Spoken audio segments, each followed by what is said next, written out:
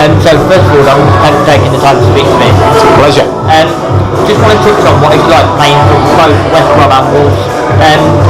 It could strike controversy from either set of fans when you first moved. How do you see it? Well, I view it as an absolute privilege and an honour to have played for both and to be reasonably popular with both, really. I'm quite proud of that. Two amazing clubs. Two clubs that have my heart between them, for want of a better expression, and it's great to see them, both at the top end of the leagues. I mean, my experiences at both were very, very different, Jude. I mean, I went to West Bromwich Albion when they were in the process of a lot of transition. They were clearing out a lot of the high earners. They were bringing in young potential lads like me. But the consequence of that was it was a struggle. They were down the bottom end of the championship most of my time there. But that's where I learned to be a striker, learned to play football. The biggest influence on that was a coach called Stuart Pearson, who you're too young to remember, but he played for Manchester United in England and spent a lot of time nurturing my raw pace and power and teaching me how to put it to good use. So and West Brom were the first fans that ever put me up on a pedestal, sang my name, made me feel 10 foot tall. So I owe them an awful lot, and I will never ever be able to thank the Wolves fans enough for the way that they embraced me. They could have easily gone the other way, the fact that I played for the old enemy, but I didn't score for the first 7 games. There wasn't a murmur of discontent. I think they could all see how hard I was trying, and I was giving everything for the cause, and and they stayed patient with me, and they backed me, and ultimately, I had a wonderful relationship with them, and I will never forget that. And when Graham Taylor came calling for you, did that play on your mind? Not at all, not in the slightest. I mean, I think it might have been a different story had I been going straight from West Brom directly to Wolves, but the fact that I was 3 years away at Sunderland, it didn't play on my mind whatsoever. I was focused on playing at the highest level that I could, and I felt that Wolverhampton Wanderers would be the vehicle that would make me a Premier League player. Yeah, and I was watching a bit of the Old Gold podcast, and you talked about, like you said, how you weren't quite playing at the highest level as a player. At the time, Wolves were in the top 4 and had the likes of Ball, Tony Daly. Is that what attracted you to Wolves? Well, definitely one of the things. I mean, the ambition that they were showing at the time, they were spending the money on that. I mean, obviously they'd spent a lot of money on Jeff Thomas in midfield. They had Steve Froggatt on the left wing, Tony Daly on the right wing, Bully down the middle, David Kelly down the middle. I mean, I loved getting on the end of crosses, so with Froggatt and Daly, I thought I'd be in heaven, really. Unfortunately, they both got injured, quite a chance, and I never really got to play an awful lot of football with the two of them on either wing. So there was certainly an element of that. We were always going to score goals with that kind of forward lineup, and we did score a lot of goals. Unfortunately, we didn't perhaps defend as well as we could have, and that was the difference in us staying in the Championship, unfortunately. What were the vehicles, bearing in mind you've just finished top goal scorer last 3 seasons and the competition that was in the squad? Yeah, I mean, competition is never a problem for me. Even to this day, I love a bit of competition, to be honest with you. I thrive on it.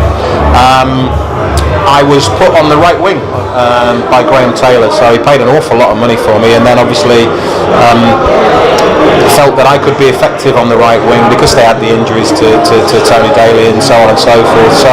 And he liked the lads to hit that long diagonal ball towards me. I probably would beat 99.9% of fullbacks in the air. So he viewed it as a weapon, and quite frankly, actually, we did score quite a few goals from that diagonal ball. Me knocking it down for one of the lads in the middle and taking advantage of it. So certainly in the first 6 months at the football club, I wasn't really in competition for playing down the middle. As I said, I played nearly every game on the right wing. And you mentioned how during your time there's some massive characters. But who stood out to you? Who stood out to you? As a player? Yeah.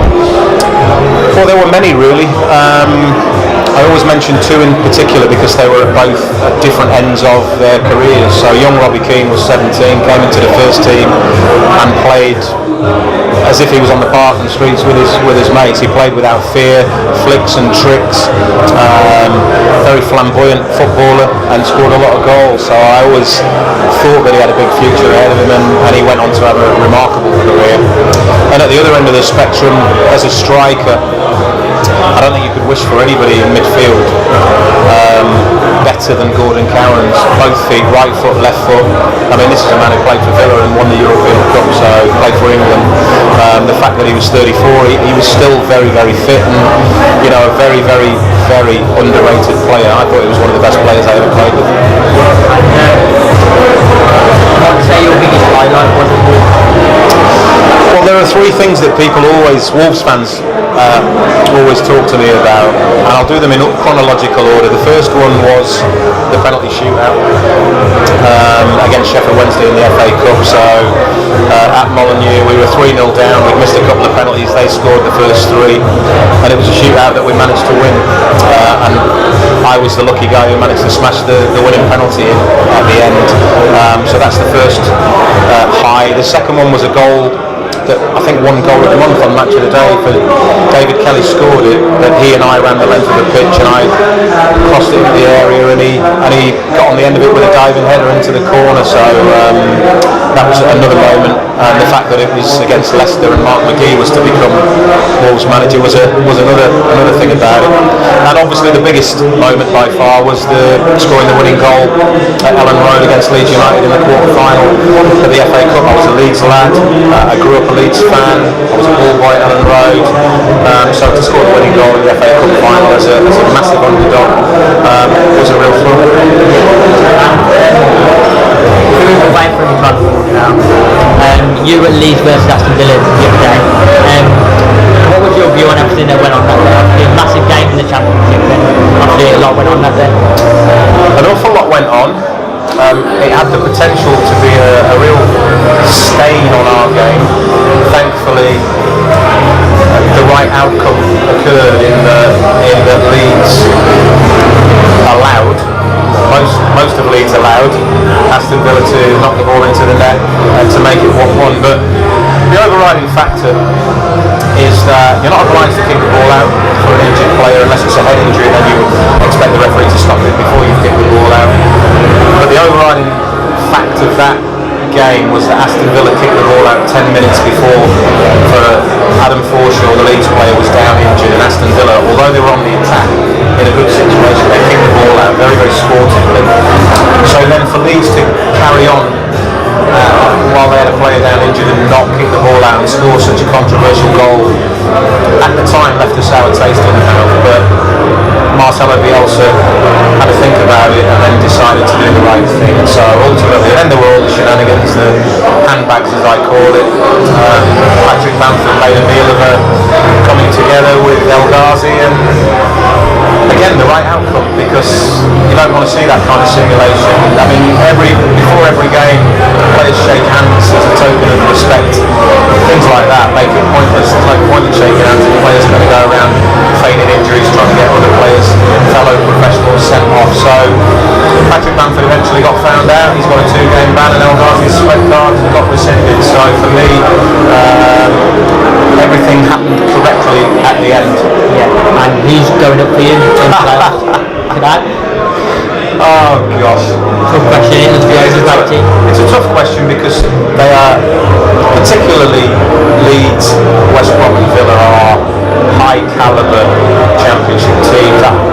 I don't really give much hope to the club that gets sixth, whoever that is, Derby, Middlesbrough or Bristol City, because I think the other three are next level.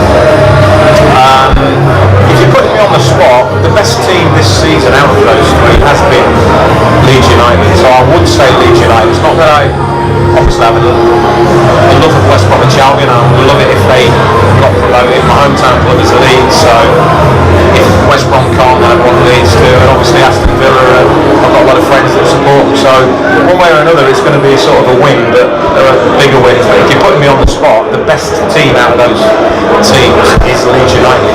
As long as they can cope with the pressure, as long as they can play their game and actually take a higher percentage of the chances they've created, because that's why they've lost games, and that's the reason that they haven't been automatically promoted. They've missed so many chances at the end of the season. They're really, really costly, but they are the best of those teams. Yeah, and then finally, for a young person like me wanting to go into the media world, what advice would you give to me? It's a very difficult one, because obviously I came into it from a different perspective. Somebody that had played and was asked to provide so-called expert analysis. I think there are degrees out there that you can do. I think work experience. I think you can write to newspapers, radio stations, television companies, and get work experience. But it's the same old adage, isn't it? For me, it's all about hard work and working as hard as you can and leaving no stone unturned to fulfil your ambition. And I'm pretty sure that you will strive to do that. Thank you. Most welcome. If you enjoyed that video, why not watch another? Click here to watch them in full. Also, subscribe if you're new so you can follow my journey to the media world.